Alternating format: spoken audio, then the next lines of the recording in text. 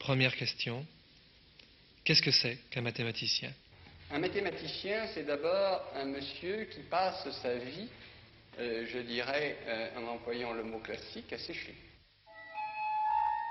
Vous avez les journées de 4 heures et les journées de 18.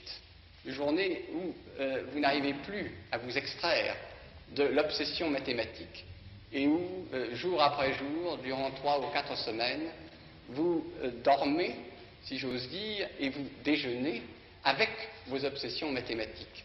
Le mathématicien n'ayant pas, contrairement à ce qu'on croit généralement, besoin même, dans la plus grande partie de son stade de recherche, ni du tableau noir, ni de la craie, ni du papier, ni du crayon, et pouvant travailler seul, en marchant, ou même quelquefois à travers la conversation avec un interlocuteur banal qui l'ennuie. André Lichnerowitz est mathématicien, professeur au Collège de France. Certains mots de son vocabulaire, ceux de groupe et d'espace vectoriel, sont peut-être étrangers à beaucoup d'entre vous, mais c'est sans importance ici. Les mathématiciens sont les architectes de la connaissance. D'un monceau de pierres en désordre, ils font un édifice parfaitement équilibré et structuré. Écoutez comment vit et se bâtit cette mathématique qui fournit à la science son cadre logique, et comme aime à le dire André Lichnerowitz, ses instruments de pensée. L'une des bases de la mathématique moderne est de se rendre compte que dans des branches extrêmement différentes, avec des objets mathématiques extrêmement différents, on rencontre le même type de raisonnement. Et on va le ramener non pas au même type, mais au même raisonnement. C'est-à-dire que chaque fois que l'on fera simplement dire la même chose dans des langages différents, eh bien, on essaiera de choisir un langage tel qu'on le dise une fois pour toutes et qu'on ne le répète plus. C'est à quoi sert cette notion de groupe, par exemple.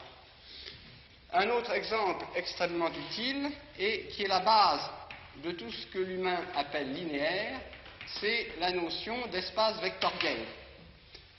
Ce sont en fait des notions qui sont extrêmement simples.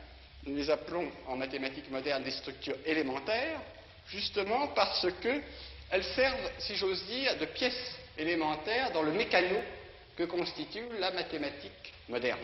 Est-ce qu'on peut imaginer ce que serait devenue la physique, par exemple, si on n'avait pas dégagé ces abstractions-là? Eh bien, la physique, elle aurait probablement été également la même, seulement elle aurait été beaucoup plus longue, car c'est une opération d'économie de pensée.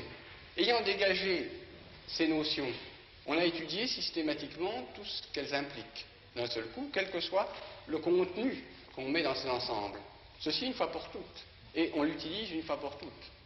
La physique, si elle n'avait pas dégagé ces notions, aurait été amenée à refaire indéfiniment des raisonnements de même forme, qui au fond auraient été le même raisonnement. Est-ce que par jeu, vous pourriez imaginer une recherche mathématique à coup sûr inutile?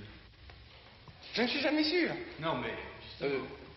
Personnellement, je suis pour moitié un mathématicien pur, c'est-à-dire inutile, et un physicien mathématicien, c'est-à-dire présumé utile. Je n'arrive pas moi-même toujours à très bien distinguer l'un de l'autre dans mon pauvre esprit. Et je fais des mathématiques, pour une part, qui sont pour le moment complètement inutiles et inutilisables en toute perspective de la communauté des mathématiciens. Mais que se passera-t-il dans 20, 30, 50 ans, 100 ans? Les fonctions de plusieurs variables complexes ont été vraiment un exemple de mathématiques cultivées uniquement pour la gloire des mathématiques. Il se trouve que depuis quelques années, elles sont extrêmement utiles justement en mécanique quantique. Il n'y avait a priori aucune raison qu'elles apparaissent là.